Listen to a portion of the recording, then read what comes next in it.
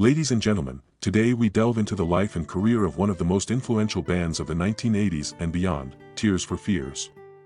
Their journey through the music industry is a tale of innovation, evolution, and resilience. From their humble beginnings to their worldwide acclaim, Tears for Fears have left an indelible mark on the music world. So, sit back as we explore the fascinating story of Tears for Fears. Early days and formation. Tears for Fears was founded by Roland Orzabal and Curt, two childhood friends from Bath, England. Their musical partnership began in the late 1970s when they were part of a mod revival band called Graduate. However, it wasn't until they broke away to form their own group in 1981 that they truly began to find their unique voice.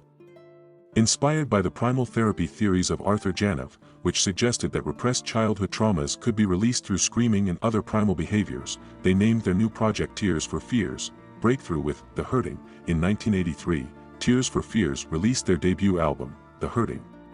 This album was a commercial success and a critical milestone, introducing the world to their emotionally charged, synth-pop sound. The Hurting was deeply introspective, exploring themes of pain, trauma, and emotional healing. Hits like Mad World, Pale Shelter, and Change resonated with a generation grappling with the complexities of the modern world. Mad World in particular became an anthem for its haunting lyrics and melody. Capturing the angst of youth, global stardom with Songs from the Big Chair, their next album, Songs from the Big Chair, released in 1985, catapulted Tears for Fears to international stardom. This album was a departure from the deeply personal themes of their debut, embracing broader, more universal subjects.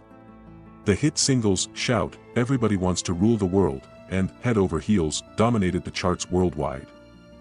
Shout became an anthem of empowerment, encouraging listeners to voice their frustrations.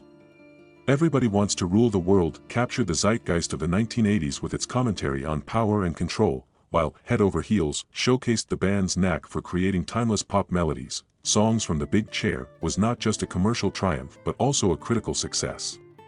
It showcased the band's musical growth, incorporating rock and jazz influences into their synth-pop foundation. The album's success was further solidified by an extensive world tour, which saw the band perform to sold-out arenas and stadiums, bringing their powerful sound to audiences around the globe. The evolution continues with The Seeds of Love. By the late 1980s, Tears for Fears had established themselves as musical innovators. Their next album, The Seeds of Love, released in 1989, marked another significant evolution in their sound. Influenced by the Beatles and other 1960s artists, the album featured more organic instrumentation and complex arrangements. The lead single, Sowing the Seeds of Love, was a sprawling, Beatles-K epic that became another hit. Woman in Chains, featuring guest vocals from Oleta Adams, addressed issues of domestic abuse and showcased the band's social consciousness. However, the creation of The Seeds of Love was fraught with difficulties. The recording process was lengthy and expensive, marked by creative differences and changing band dynamics. Despite these challenges, the album was a critical and commercial success, further cementing their legacy as pioneering musicians. Hiatus and solo ventures. The early 1990s brought significant changes for Tears for Fears. Personal and creative differences between Orzabal and Smith led to a split. Curt Smith embarked on a solo career, releasing albums such as Soul on Board. Meanwhile, Roland Orzabal continued under the Tears for Fears name, releasing the albums Elemental in 1993 and Raúl and the Kings of Spain in 1995. Both albums, while receiving moderate success, didn't capture the same level of acclaim as their earlier works. Reunion and Return to Form. After nearly a decade apart, Orzabal and Smith reunited in the early 2000s, much to the delight of their fans. Their reunion was marked by the release of the album Everybody Loves a Happy Ending in 2004. This album was a return to the lush, melodic sound that had defined their earlier successes, with tracks like Closest Thing to Heaven capturing the essence of their classic hits. The reunion was more than just a return to music. It was a rekindling of their creative partnership and friendship. They embarked on tours that celebrated their legacy while also introducing new material to a loyal fan base. The chemistry between Orzabal and Smith was as strong as ever, proving that their musical bond had stood the test of time. Legacy and continuing influence. Tears for Fears' influence extends far beyond their initial success in the 1980s. Their music has been covered by numerous artists and featured in films, television shows, and commercials, introducing their work to new generations. The poignant cover of Mad World by Gary Jules for the film Donnie Darko brought the song to a new audience, highlighting the timeless quality of their songwriting. The band's continued relevance was showcased with their 2017 Greatest Hits album, Rule the World, which included 2 new tracks. Their music's enduring appeal is a testament to their ability to craft songs that resonate emotionally and musically across decades. Recent developments in the future. In recent years, Tears for Fears have continued to tour and work on new music. Their enduring popularity was evident when they announced their Rule the World tour, which was met with enthusiastic responses from fans around the globe. Despite the challenges posed by the COVID-19 pandemic, the band remained active, working on new material and connecting with fans through virtual performances and social media. In 2022, the band released their first album in 18 years, The Tipping Point. This album reflects their evolution while staying true to their roots, blending introspective lyrics with their signature sound. The title track, The Tipping Point, addresses personal and societal themes, showcasing their continued relevance in today's world. The Hurting, 1983. The Hurting was more than just a debut album, it was a bold statement. Roland Orzabal and Curt poured their deepest emotions into the record, drawing heavily from the psychological theories of Arthur Janov. The result was a collection of songs that were both introspective and relatable. Mad World, the album's breakout hit, is a prime example of their ability to capture the existential angst of youth. Its haunting lyrics, paired with minimalist yet powerful instrumentation, made it an anthem for disaffected teenagers everywhere. Similarly, Pale Shelter and Change delved into themes of emotional turmoil and personal growth. Resonating deeply with listeners, songs from The Big Chair, 1985, the success of The Hurting set high expectations for their sophomore album. Songs from The Big Chair and Tears for Fears did not disappoint. This album not only cemented their place in the music world but also expanded their sonic palette. Shout became an international sensation with its anthemic chorus and powerful message of liberation and catharsis. The song encouraged listeners to release their pent-up frustrations, a theme that resonated universally. Everybody Wants to Rule the World was another standout track, blending catchy melodies with poignant lyrics about power and control. The song's timeless appeal has kept it relevant across decades, often finding new audiences through various media. The Seeds of Love, 1989. The Seeds of Love marked a departure from their earlier sound, embracing more complex musical arrangements and a broader range of influences. The title track, Sowing the Seeds of Love, was a sprawling epic that paid homage to the psychedelic era of the 1960s. Drawing comparisons to the Beatles.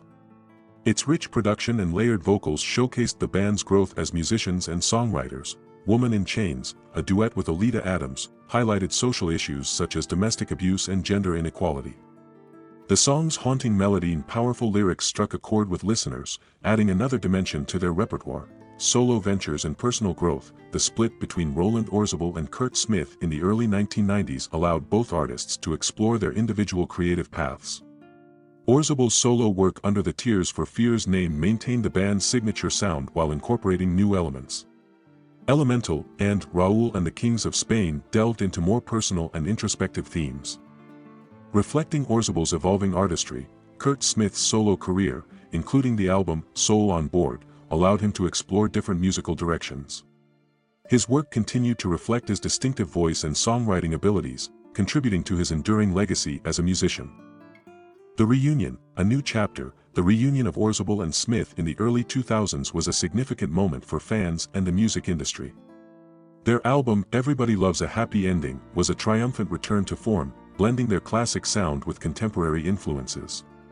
The chemistry between the two was palpable, both in their music and their live performances. Enduring influence and cultural impact. Tears for Fears' influence on popular culture is undeniable. Their music has been covered by numerous artists across different genres, from Gary Jules' haunting rendition of Mad World to Lord's cover of Everybody Wants to Rule the World for The Hunger Games, Catching Fire soundtrack. These covers have introduced their music to new generations, ensuring their legacy endures. Their songs have also been featured in films, TV shows, and commercials, often evoking nostalgia and connecting with audiences on an emotional level. The inclusion of Head Over Heels in the cult classic film Donnie Darko is a prime example of how their music continues to resonate with both old and new fans alike. The Tipping Point, a testament to resilience. The release of The Tipping Point in 2022 marked a new chapter in Tears for Fears' storied career. The album reflects their personal and professional growth, addressing contemporary issues while staying true to their roots.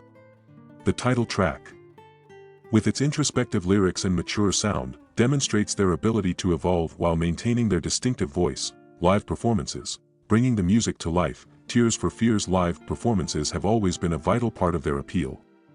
Their concerts are more than just music, they are experiences that bring people together. Whether performing in intimate venues or massive arenas, Orzabal and Smith have a unique ability to connect with their audience, making each performance memorable. A legacy of emotional connection. At the heart of Tears for Fears' success is their ability to create music that resonates on an emotional level. Their songs, often rooted in personal and psychological themes, speak to universal human experiences. This emotional connection is a key reason why their music has stood the test of time. Future prospects. As Tears for Fears continue to tour and create new music, their legacy only grows stronger. They have proven that they are not just a band of the past but an enduring presence in the music world. Their ability to adapt and innovate while staying true to their core has ensured their continued relevance. In conclusion, the story of Tears for Fears is one of artistic brilliance, emotional depth, and enduring impact. From their early days in Bath to their rise as global superstars, Roland Orzabal and Curt Smith have navigated the music industry with integrity and creativity. Their music, characterized by powerful lyrics and innovative soundscapes, continues to inspire and captivate audiences worldwide. Thank you for joining me in celebrating the incredible journey of Tears for Fears. Their story is a testament to the power of music to touch hearts and minds, reminding us of the enduring appeal of great artistry.